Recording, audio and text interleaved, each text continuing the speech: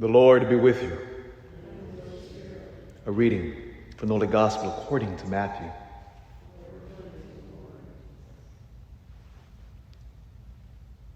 Jesus said to his disciples, "The kingdom of heaven is like a treasure buried in a field, which a person finds and hides again, and out of joy goes and sells all that he has and buys that field.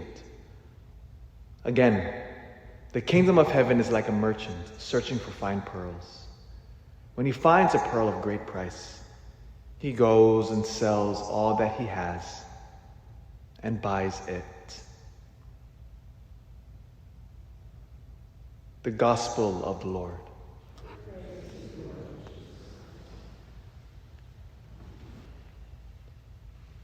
One of the strictest religious orders that we have in the church, and this is where the beauty of the Catholic Church really shines.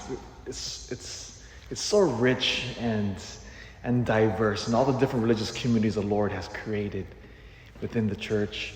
And one of them is called the Carthusians.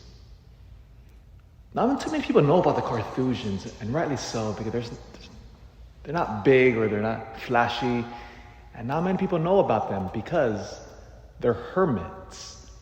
So they live in these little communities, and they get together for Mass, of course, and for the praying of what we call the divine office. But the vast majority of their day is living by themselves, working and praying. And they retreat from the world, and they're just intense powerhouses of prayer. One of our classmates in the seminary, we all studied together, and we were all trained to become diocesan priests, parish priests. But one of our classmates in the middle of formation left diocesan formation and joined the Carthusian monastery in Kentucky.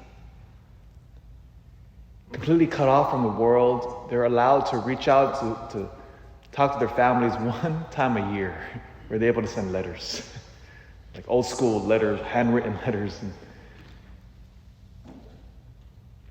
And one of our classmates was speaking to another one of our classmates, and who reported to the rest of the class.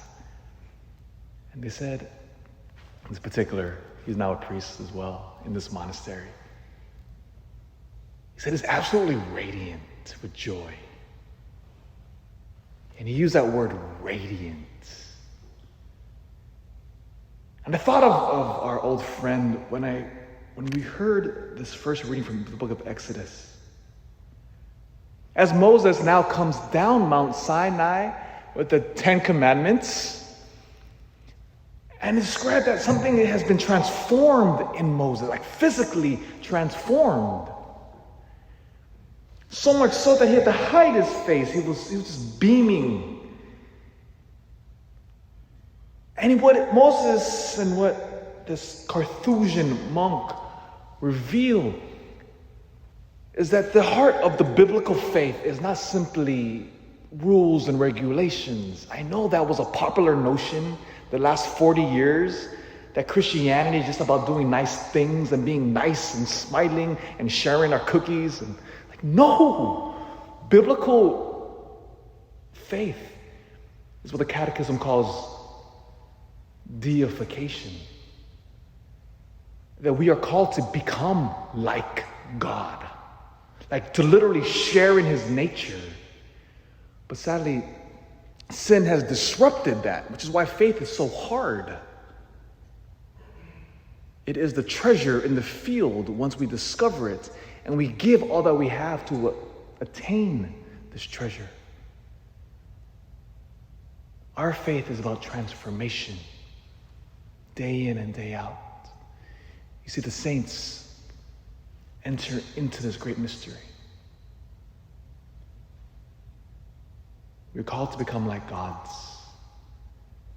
And over time, what that begins to happen is that we are physically even changed. And I'll leave on this final note. You know, they always say when Mother Teresa or John Paul II, modern saints, when they would walk into a room, even non-believers would say,